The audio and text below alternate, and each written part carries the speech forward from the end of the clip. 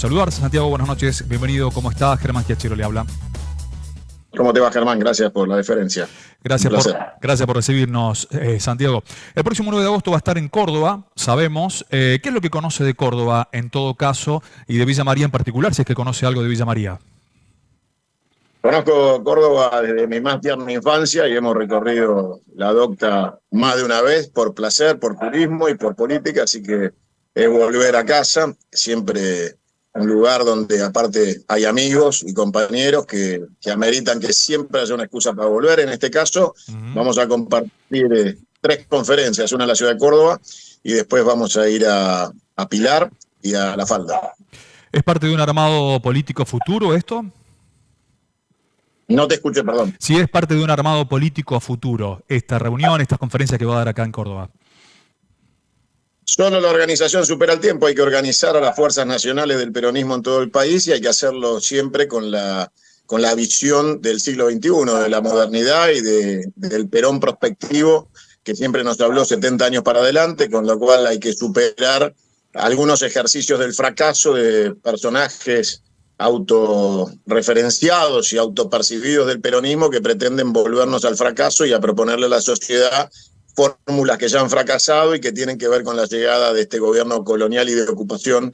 que hoy padecemos, con lo cual es muy importante despertar a los sectores nacionales del peronismo y hacerles entender que el futuro es sub-50, que el futuro es de los jóvenes con experiencia que administran y gestionan, que son legisladores, intendentes, y que nuestra obligación para los que somos mayores de 50 es dar la última batalla que tenemos que dar para erradicar el neoliberalismo de la patria de los argentinos y poner en carrera el futuro, volver al futuro. Pero eso se hace entendiendo los desafíos del trabajo del nuevo siglo. El peronismo, el nacionalismo es la representación de la clase obrera, de la clase trabajadora, y el desempoderamiento del peronismo, de la clase trabajadora, con algunos traidores en la CGT que ofenden la memoria de Perón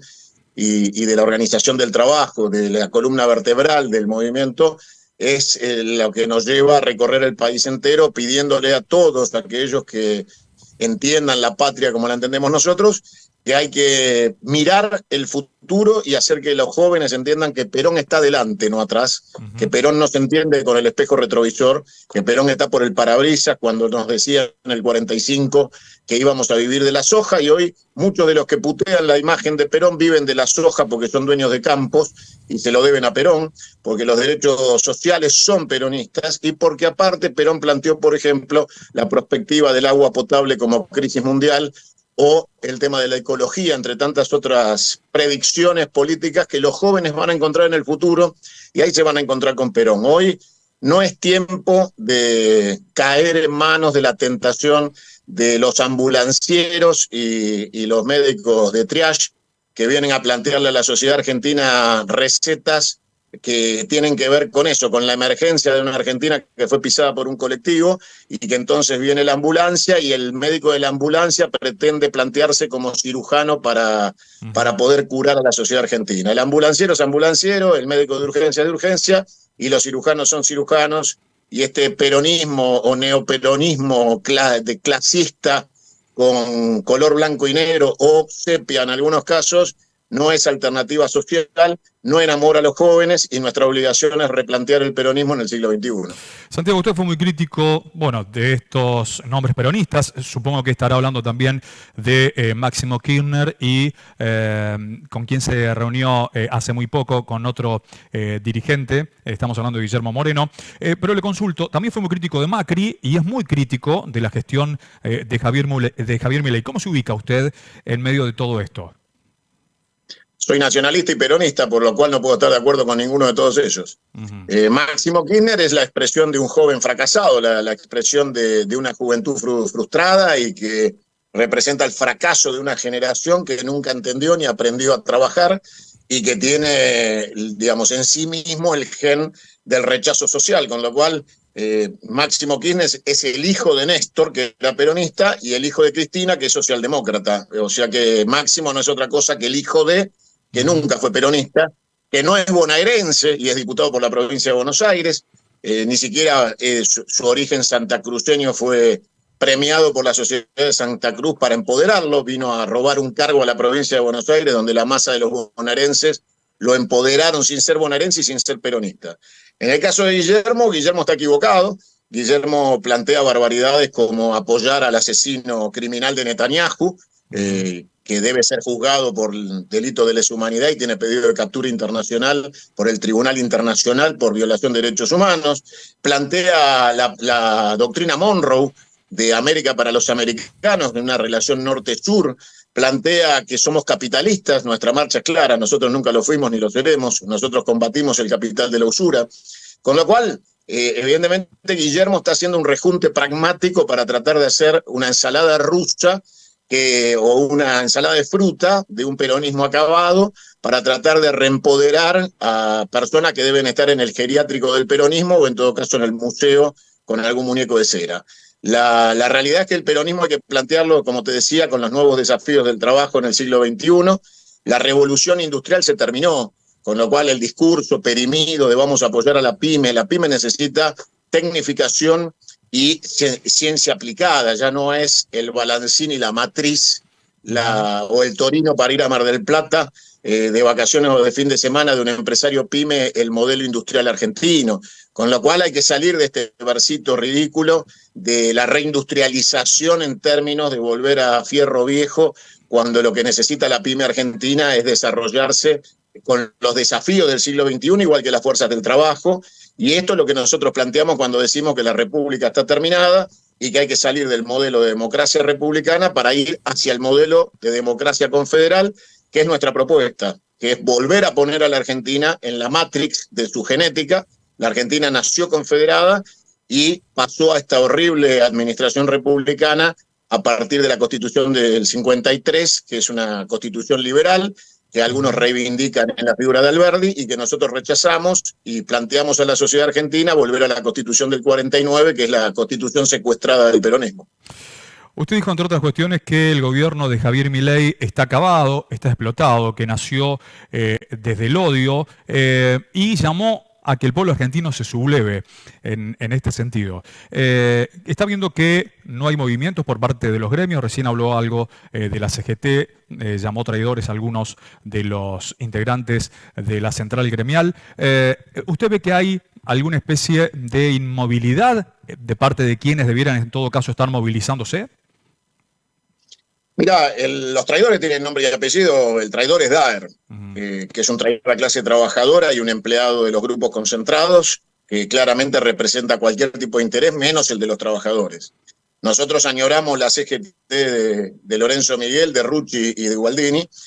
Obviamente está en vida, gracias a Dios, Hugo Moyano, que fue el último secretario general combativo de la CGT. Esta es una CGT de traidores, de entreguistas, que ya deberían haber convocado al paro general por tiempo indeterminado y se esconden y tratan de seguir negociando a espaldas de la clase trabajadora en su peor momento, aún con la vuelta del impuesto a las ganancias, se esconden como miserables que son y siguen sometiendo al pueblo argentino y a la clase trabajadora a la expoliación del salario y la liquidación de su patrimonio, con lo cual no es que son traidores, hay un traidor con nombre y apellido y el séquito que lo acompaña.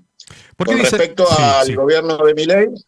lo caracterizo como lo que es un gobierno de ocupación anglófilo que ha venido a saquear y dividirla y partir la Argentina, entregar sus recursos naturales y liquidar la integridad territorial, política, filosófica, religiosa, económica y financiera de los argentinos, y es un gobierno que debe acabar lo antes posible. Trabajo todos los días para que se termine este gobierno, debe ser a partir de la Asamblea Legislativa y el juicio político, pero evidentemente hemos cometido el error de permitir que la virome estuviera en manos de aquellos que siguen siendo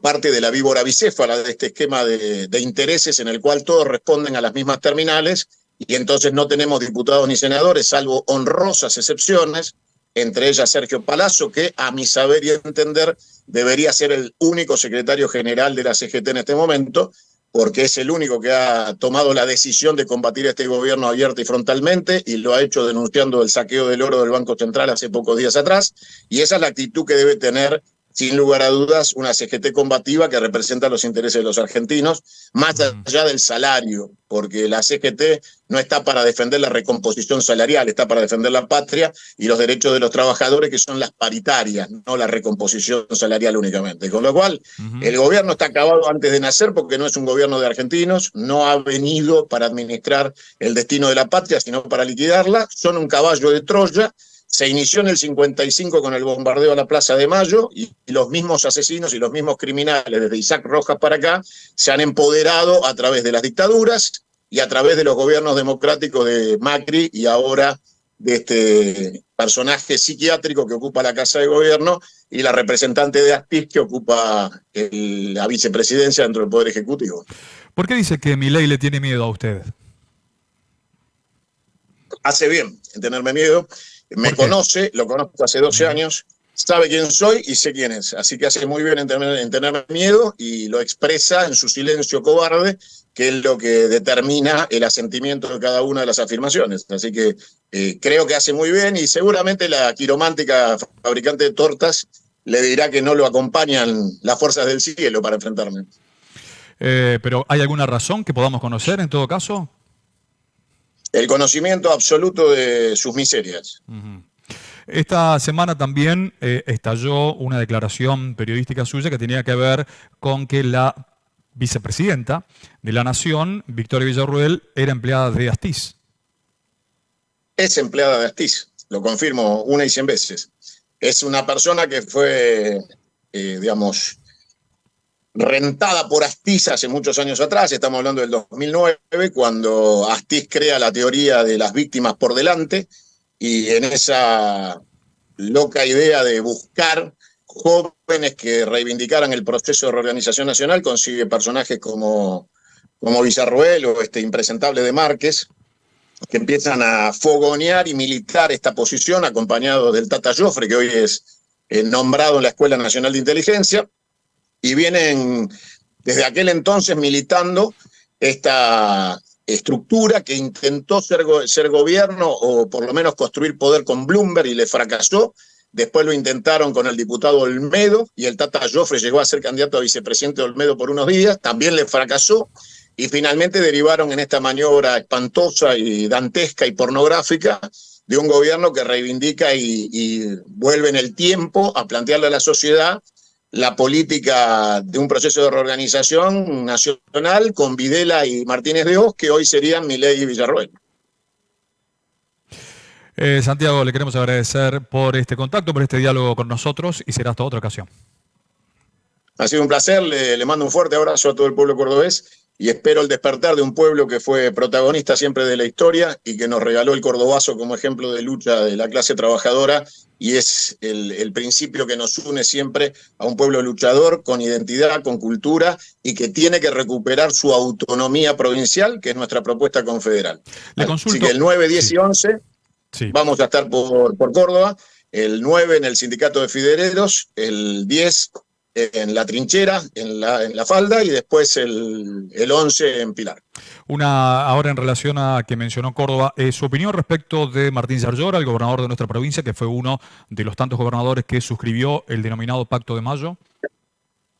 Son unitarios, son la representación acabada de la rendición de las provincias al pacto espurio del 94 con el pacto de coincidencias básicas que dio origen a la reforma de la Constitución para la reelección de Menem con acuerdo con Alfonsín, y son gobernadores unitarios que entregan a sus provincias y se conforman con ir a buscar un cheque a la Casa de Gobierno para robarse un pedacito de lo que se llama coparticipación, y que no quieren trabajar ni en el desarrollo prospectivo ni en la independencia de sus provincias porque se conforman con ser empleados del centralismo porteño, soñando alguna vez ser presidente para hacer lo mismo que hacen con ellos, tener el látigo y la chequera para administrar disciplinadamente la voluntad de las provincias sometidas a un modelo de transferencia de la renta que es el modelo anglófilo de Buenos Aires, con lo cual